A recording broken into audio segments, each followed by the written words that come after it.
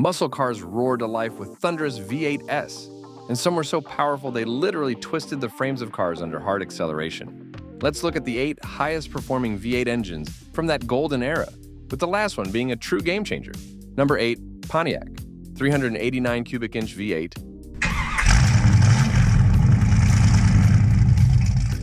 Let me take you back to a time when muscle cars ruled the streets, and one engine was the undisputed king, the Pontiac, 389 cubic inch V8. Now, this wasn't just any engine. This was the heart and soul of an era, a powerhouse that redefined what it meant to be a muscle car. And trust me, what you're about to hear will make you wish you could hop in a time machine and experience the thrill of it all firsthand. The Pontiac 389 V8 didn't just appear out of nowhere. It was born out of a need to push boundaries and break the rules. In 1959, Pontiac decided it was time to up the ante. They stretched the V8's stroke to 3 3/4 inches, boosting the displacement to 389 cubic inches. Pontiac was here to play, and they were playing to win. But here's where it gets really interesting. Back then, General Motors had a strict policy. No A-body car could have an engine bigger than 330 cubic inches. Seems like a pretty solid rule, right? Well, not for John DeLorean, the brilliant mind behind Pontiac's engineering team. He wasn't about to let a little thing like a corporate rule stand in his way. So, what did he do? He offered the 389 as an option package rather than a standard engine. Genius, right? And just like that, in 1964, the Pontiac GTO was born. And with it, the muscle car era roared to life. Now, if we talk about power, the base GTO engine came with a Carter 4-barrel carburetor that cranked out 325 horsepower and 428 pound-feet of torque. Impressive? Absolutely. But Pontiac had something special for those who craved even more raw power, the tri-power option. Imagine 3 Rochester 2-barrel carbs feeding that beast of an engine, boosting the output to an impressive 358 horsepower. This wasn't just about more horsepower. It was about transforming the GTO into an untamed road-ripping machine. While the 389 was making headlines on the street, it was also leaving its mark on the racetrack. The Super Duty version of this engine was a game changer, dominating the NASCAR Grand National Series in 1960 and 1961, with 30 wins out of 54 races. Just think about that for a second. This engine wasn't just powerful, it was practically unbeatable. And that's what made the 389 not just an engine, but a legend. Moreover, the 389 wasn't just a one-hit wonder. It powered Pontiac's entire lineup, from the Catalina to the Bonneville, the Star Chief, and even the Ventura. This engine was everywhere, making every car it touched a performance icon. By the time 1966 rolled around, the 389 had been offered in 13 different configurations, with various carburetor setups and valve sizings. But let me leave you with this. The 389's influence stretched far beyond its time. In 1961, Pontiac started marketing it as the Trophy V8, and it wasn't just a catchy name. The engine's success led to the creation of the Trophy 4, a smaller 4-cylinder version that powered the Tempest. Even as larger engines like the 421 cubic inch V8 began to emerge, the 389 remained a cornerstone of Pontiac's performance legacy. And if you think that's impressive, just wait for number 2, because the world of muscle cars is full of surprises. And we've got something more shocking that'll leave you on the edge of your seat. Number 7, Chevrolet Big Block V8 engine.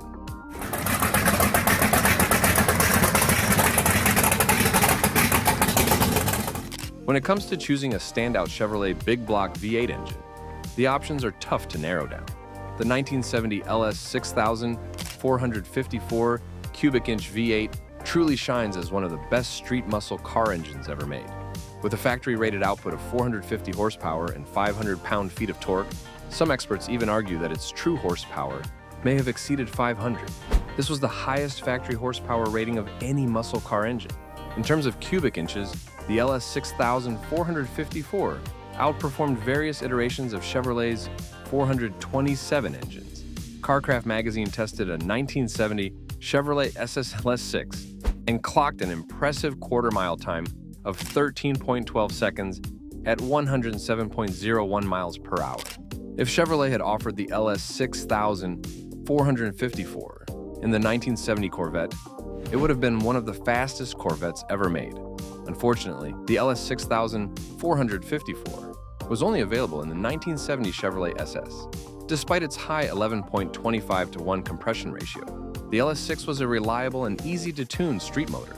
It featured a forged alloy steel crank, solid valve lifters, TRW forged aluminum pistons, connecting rods, and an aluminum intake manifold. The LS6 was reintroduced as a Corvette-only option for 1971, but was detuned to 425 gross horsepower. This drop in performance resulted from a significant compression reduction to 9.0:1, along with other modifications. But don't worry, the next engine on our list is going to give you goosebumps with its sheer potency and performance, outmatching any other muscle car contender. Number 6, Buick Stage 1. Buick wasn't exactly known for muscle cars in the mid-60s. Back then, their lineup had the same appeal to performance car enthusiasts as a beach chair does to a snowboarding enthusiast in Miami. But Buick's engineers weren't just lounging around. Oh no, they were working hard, like elves in a car factory, crafting something special. By the time the 1970 model year rolled around, they had something that could make your jaw drop: the Stage 1 455 cubic inch V8. Now, Buick claimed this beast had 360 gross horsepower, but let's be real, they were being modest. The true power of this engine was well over 400 horsepower. I would call it an understatement, but horsepower isn't the whole story. The 1970 Stage 1 455 also had a torque curve that could make other muscle cars feel like they were in slow motion. With a colossal 510 pound-feet of torque at just 2,800 RPM, this engine could launch you forward like a rocket on a tight budget. Motor Trend magazine took a look at this powerhouse in their January 1970 issue. They tested a 1970 Buick GS with the Stage 1 455 and ran it through a quarter mile. The result was a blistering 13.38 seconds at 105.5 miles per hour. Motor Trend was so impressed that they declared the 1970 Buick GS Stage 1 455 the fastest muscle car they had ever tested. Now, that's saying something. This engine wasn't just about raw power. It was built with some serious performance features. The 1970 Stage 1 455 had a 10.5:1 compression ratio, high-performance heads, a quadrajet 4-barrel carburetor, and a cold air induction system. However, things took a turn as the years went by. From 1971 to 1974, Buick had to make some adjustments. The compression ratio dropped to 8.5:1, which meant a bit less power. But don't think that this made the engine a slouch. The 1971 model still boasted 345 gross horsepower and 460 pound-feet of torque. That's still pretty impressive, even if it's not quite the beast of 1970. From 1972 to 1974, Buick started using a stricter net rating system. This meant that the horsepower was listed at 270 net horsepower, with 390 pound-feet of torque. Even with these changes, Stage 1 455 remained a formidable contender, but the later models from 1971 to 1974 were a full second slower in the quarter mile compared to the 1970 versions. It's like the engine had a little less pep in its step, but don't get it twisted. The Stage 1 455 from 1970 remains one of the most iconic muscle car engines ever made. The Buick Stage 1 V8 can command a price of about $203,000, which is way less than number 3 on our list.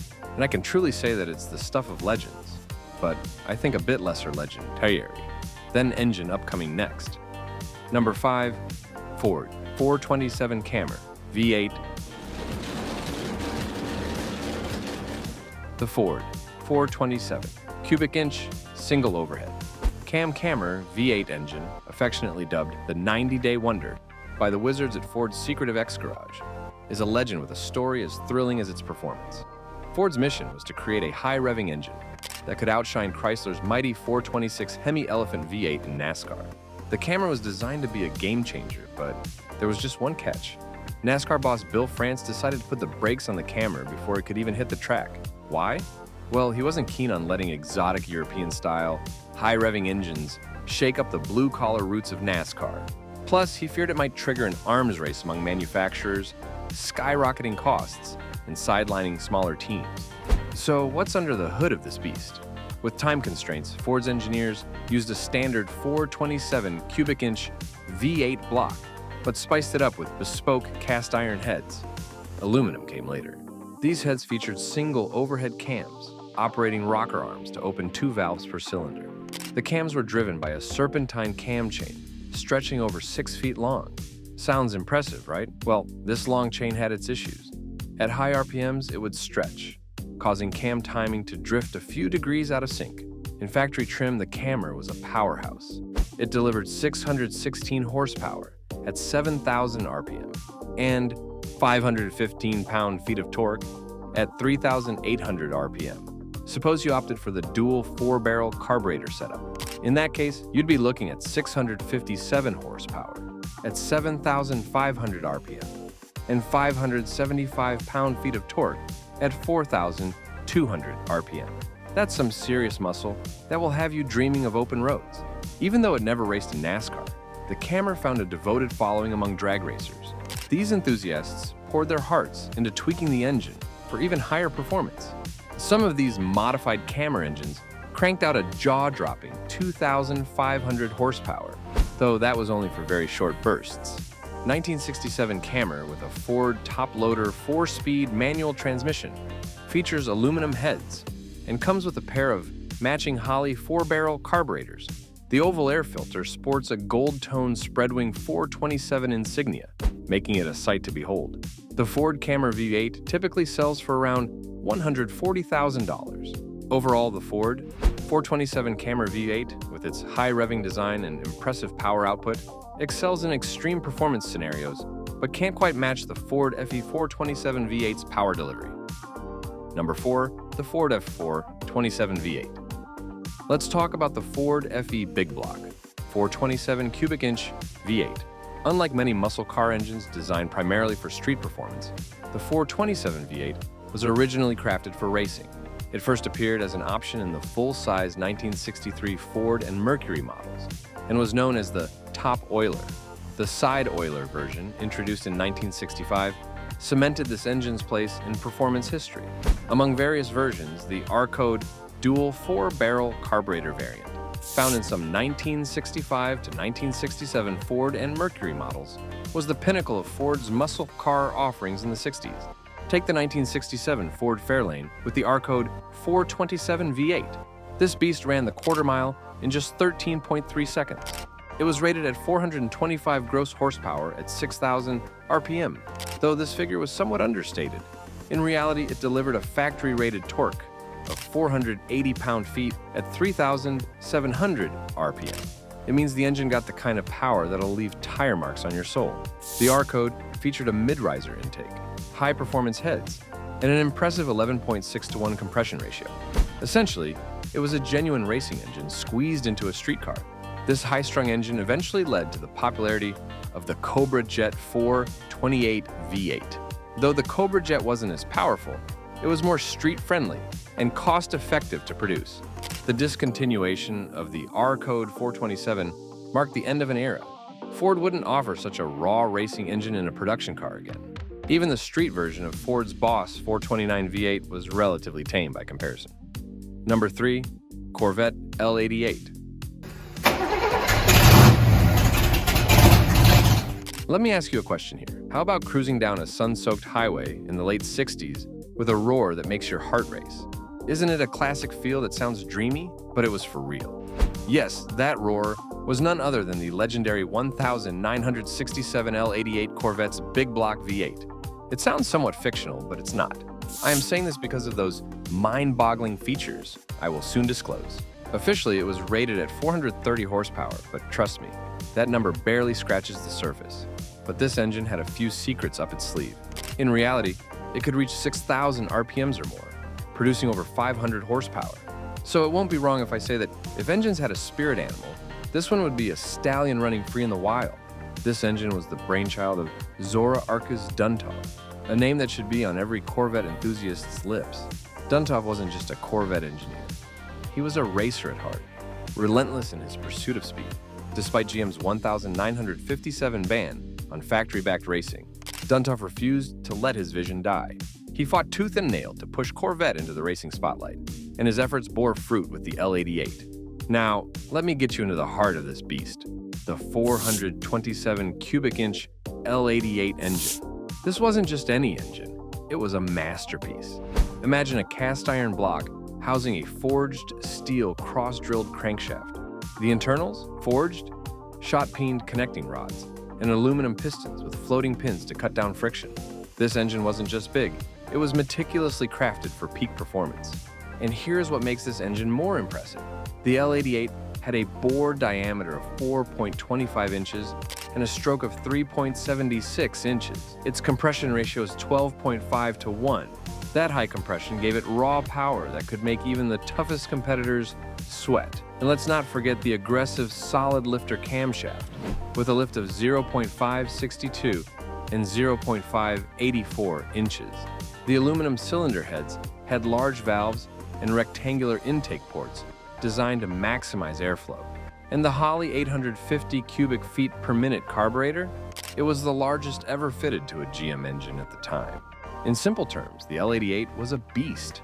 It could launch a Corvette to quarter mile at times under 12 seconds, an astounding feat for its day. When it came to pure performance, the L88 wasn't just playing the game, it was rewriting the rules. The L88 was only produced for 3 years, from 1,967 to 1,969. During this short period, only 216 L88 Corvettes were made. That rarity is part of what makes the L88 so coveted today. These engines weren't just built for the streets, they were race-bred, and many were pushed to their limits on the track. The L88 Corvettes had significant success at Daytona and Sebring, proving their mettle in the most grueling conditions. Now, let's talk about the price of this performance. Adding a Hemi 426 to your car in the 1960s and 70s would set you back about $1,000. Considering the average new car cost between $3,000 and $4,000 back then, this was a hefty premium. But for enthusiasts, the extra cost was worth it for the sheer thrill of driving one of these beasts. The Hemi 426 wasn't just a luxury, it was a statement. The engine made its mark in some of the most legendary muscle cars of its time. Imagine yourself behind the wheel of a 1966 Plymouth Belvedere, a 1968 Dodge Dart Superstock, or a 1969 Dodge Charger Daytona, all powered by the Hemi 426. These weren't just fast cars, they were icons of performance and style. Today, they're coveted by collectors and enthusiasts alike. Take the 1971 Hemi Barracuda convertible, for example. It fetched an astounding $3.5 million in 2014. This isn't just a vehicle, it's a priceless slice of automotive history. Number 2, small block Chevrolet V8. One of the most legendary and widely produced engines to ever roll out of an American factory is the small block Chevrolet V8. When it first hit the streets in 1955, it was a game changer. The engineers had one major goal: making it cheap enough to produce large quantities. They focused on simplicity and functionality, which meant using straightforward components and processes. While many of their ideas weren't revolutionary, the mix of rocker design, casting techniques, and lubrication created an engine that truly set new standards. And when I say standards, number 1 has literally no match. The V8 quickly became a hit, and the original 265 cubic inch engine soon evolved into the 327 cubic inch version. It didn't just purr, it howled at the moon like a wolf on a midnight run. This powerhouse found its way into some of the most beloved classic American cars, like the 1963 Corvette Stingray and the 1964 Impala SS. By 1967, the engine's displacement grew to 350 cubic inches for the new Camaro, and it spread across the Chevrolet lineup in no time. The 350 V8 was everywhere, dominating the Chevrolet range and helping to rack up over 100 million units produced over its impressive 60-year run. Chevrolet still makes small block V8 engines today, but they're quite different from the original. The design from 1955 kept evolving, with updates and improvements rolling out until 1997 when the LS engine was born. Even though the technology has moved on, the small block Chevrolet V8 remains a fan favorite. Its affordable, high-quality parts and tough, reliable design ensure it will keep revving up the excitement for car enthusiasts for a long time to come. Number 1, AMC V8. The Rambler V8, also known as the AMC Gen 1 or Nash V8, is a significant piece of automotive history. Development of AMC's first V8 engine began in 1954, and it was produced in 3 displacements between 250 cubic inches and 327 cubic inches from 1956 until 1966. Notably, a pioneering electronic fuel injection system, the electrojector, was introduced in larger size starting in 1957. American Motors President George W. Mason had initially negotiated a verbal agreement with Packard for mutual parts supply, which hinted at a potential merger that never materialized. As the automotive industry embraced V8 engines post-World War II, AMC began using Packard V8s in 1954 for the 1955 Nash Ambassador and Hudson Hornet. These Packard engines came with extra thick head gaskets to lower power output and were mated only to Packard Ultramatic automatic transmissions. However, Packard's parts bids were deemed too costly, and after Mason's sudden death, new CEO George W. Romney opted to cut ties with Packard and accelerate the development of an in-house V8 engine. According to the original 1956 SAE article titled The New American Motors 5.8, the entire project was spearheaded by Meade F. Moore, Vice President of Automotive Research and Engineering. His efforts ensured a cooperative development between AMC's Kenosha and Detroit engineering teams, led by F.F. Kishline and R.H. Eisbrandt, respectively. Thanks to leveraging prior research and development from Kaiser Frazer, AMC brought the clean-sheet V8 engine to production in less than 18 months. The AMC V8 debuted with a 250 cubic inch engine in 1956 and was followed by a 327 cubic inch. By 1963, the 250 cubic inch engine was phased out and replaced by a new 287 cubic inch version. These engines shared common external dimensions, were lightweight around 600 pounds, and featured a forged crankshaft and rods, among other parts. They had a stroke of 3 1/4 inches, with displacement varying by bore size. The 250 cubic inch engine had a 3 1/2 inch bore. The 287 cubic inch engine had a 3 3/4 inch bore, and the 327 cubic inch engine had a 4-inch bore. The bore size is cast on the engine block's flywheel housing behind the right bank cylinder head. The block's deep skirt design provided a rigid crankcase gallery, and the oil system featured a central gallery that fed the cam and crankshaft before distributing oil to the lifter galleries and rocker's arm shafts. This design aimed to minimize oil sludge formation. The 390 cubic inch AMX engine, which had a bore and stroke of 4.165 inches by 3.574 inches, received heavier main bearing support and forged steel crankshaft and connecting rods. This made the AMC V8 engine durable and reliable for heavy-duty and high-performance applications, unlike some competing engines. The Gen 2 AMX 390 produced 15 horsepower and was built in 1968 and 1969. When this engine fires up, it's like a rocket breaking free of gravity. There's no holding it back.